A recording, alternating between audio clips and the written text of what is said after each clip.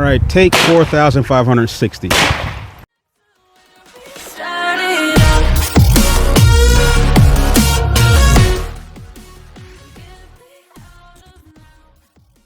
how's it going, everybody? It's your boy Big Ball Vlogs, aka Big Ball Shooting. Know what channel you're watching this on. Probably Big Ball Shooting, because this one is specifically kind of toward the firearms part of my YouTube channels.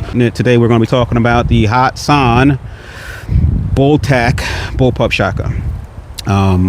Yeah, I kind of did a couple of reels on this. Talked about how it was comparable to, or probably even better than, the Bulltac KS7, maybe even, you know, depending on what your preferences are, probably even better than Bulltac KSG.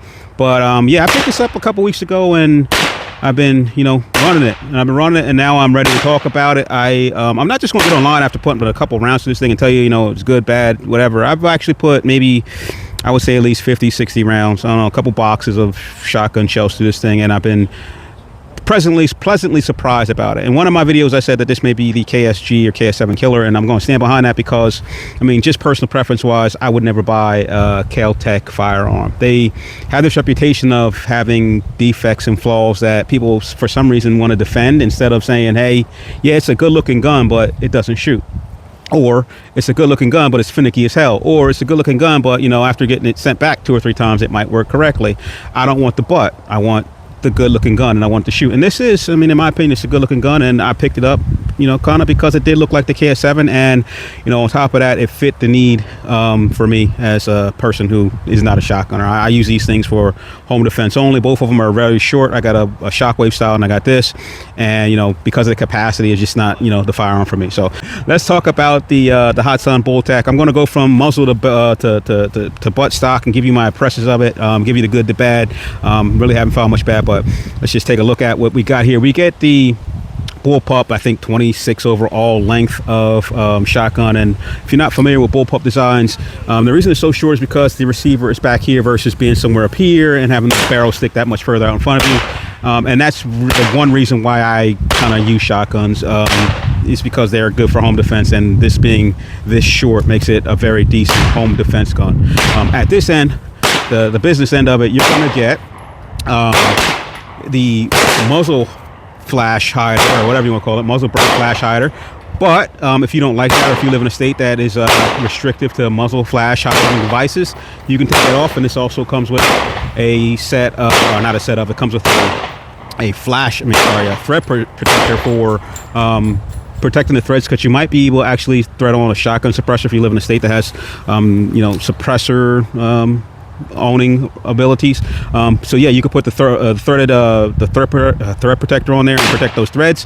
You get a really nice pump action on this. It's similar to, I think, you know, I've used Mossberg 500, Remington 870, and it's a really smooth, you know, fluid, I mean, no issues at all, pump action. Really do like it. The thing I like most about this is because I do like firearms with sights on them, and, you know, most shotguns just have a bead sight on the front. This is a little bit high. It's a high bore axis, I guess, from to where the bore is. But I really do like this this handle style here, this AR style handle, or G3 style handle, where you get this very bright fiber optic sight on the front, and it runs down this channel.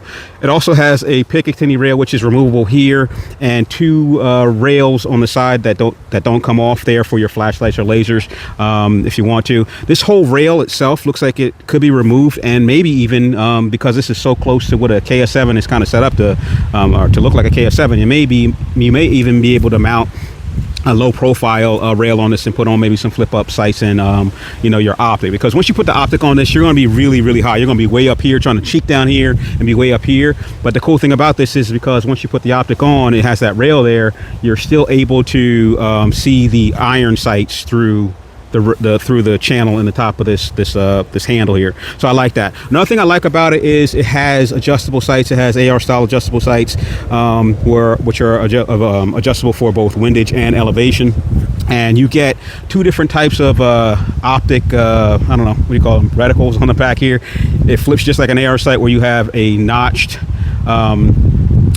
U-style sight, and then you have the peep sight for, I guess, more precision shooting. I usually keep that on a notch because that is a very small hole on the peep sight, on the ghost ring peep sight, and with my glasses on or off, I can't see anything but the red dot, or not the red dot, but the fiber optic through that hole, and I can't see everything else. I can barely make out the target or where I'm aiming.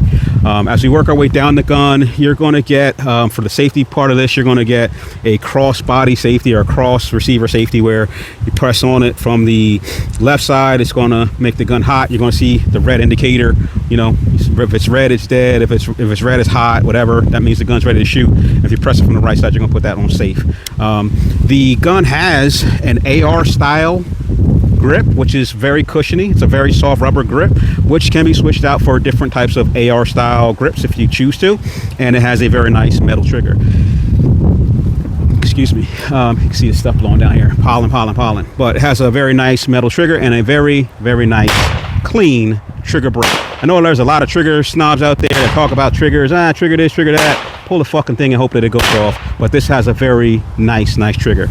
Work our way back down the gun. This is the receiver, very stout metal receiver, branded Escort, branded Hatsan, import USA. Also here, it says that this gun was tested before they shipped it out. Like it, I like it. And then on the end, you have a very nice soft rubber buttstock with a QD sling mount, which this actually came with a very nice QD sling, which I don't have on me right now, but it is very nice. It's probably the better of all of the things that I have. It literally holds this gun like it doesn't have a bungee in it. It is very strong. So that's the positive. I like the fact that it has the adjustable sights. I like the fact that it has, you know, the muzzle brake already on it. I like the fiber optics. I like the flexibility of running optics or accessories. I like the flexibility of being able to adjust the sights, because when I first started running this, shooting at 25 yards, this is probably about 25 yards from here to here where they allow you to pattern shotguns, and it puts a nice spread out there with double aught buck, but it was off. It was down and to the right, so I had to turn it a little bit to get it in range, or get it in sight, and I was good to go.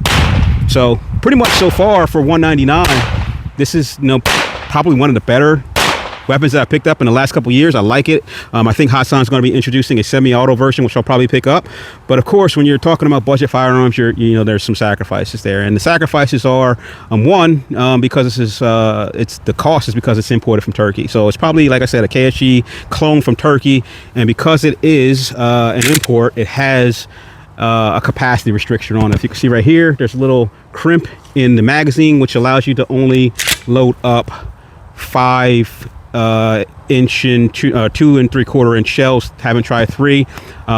If you run the shorter ones, which I have for self-defense or home defense, those are 2 1/4, and I can run 6.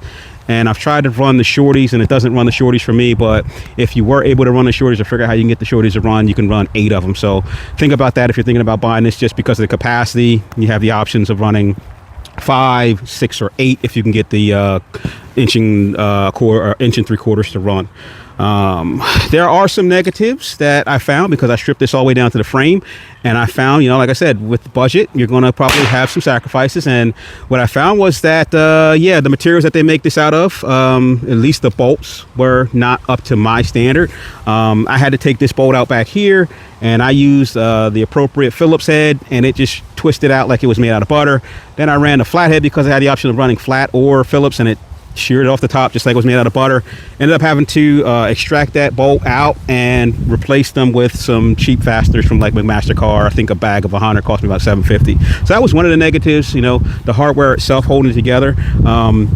These bolts were super soft. Don't know about the actual bolt that runs through. Hopefully that's not as soft to cause this thing to explode sometime, but the actual heads of them were super soft.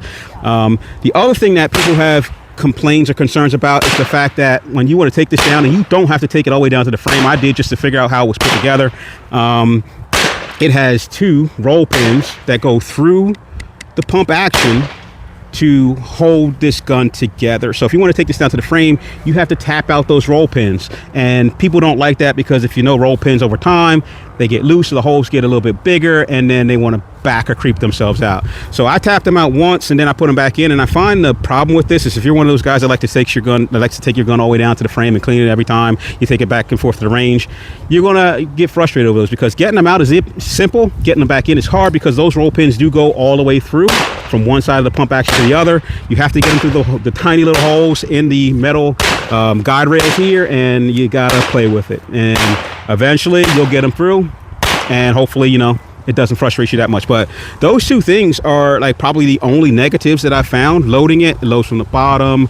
It has the spring action style carriage there. It's not like I think the Mossbergs, where it kind of like goes all the way up into the frame. It stays down. So I thought maybe you might be able to modify this like a Mossberg mini shell modifying device, whatever that thing is called, but you can't, at least that I know of right now. And with this style of carriage here, the thing is, most guys will tell you that when you're loading shells, because it is spring action, it doesn't go out of the way. Pushing the shells down, you tend to get that little bite right there where it wants to push down on your thumb. I mean, grow a set and deal with it, but not burning yourself every time you shoot around like a stinking KSG shotgun, right? Other than that, like I said, runs everything that I put through it without flaw. Haven't tried 3s, but 2 3/4, 2 1/4, and well, I did not run the 1 3/4 mini shells, but I have no issues with this weapon so far at all.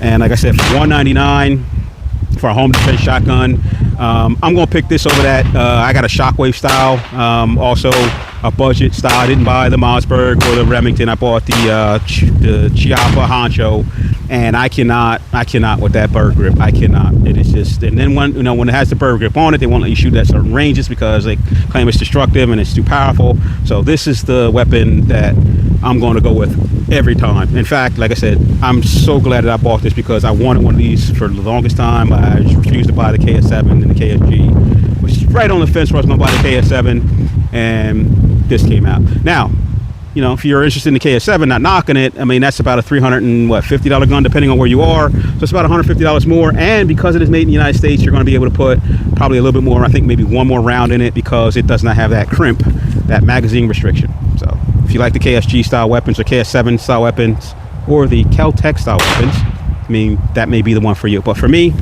this is it. This is the one that I chose, and I am recommending it to you. Like I said, I'm out here looking for the deals to pass them on to you, man. I don't want you to go out and waste your money. I know a lot of guys, you know, like I said, I saw a video where a guy was like, oh, it runs mini shells, and some of you may have gone out and bought this because you thought it ran mini shells, and you might be disappointed. Yeah, I did the research for you. So with that said, because this is like, I don't know, the 99th time of me doing this video, hopefully I got enough information to help you make an informed purchase. I'll talk to you later.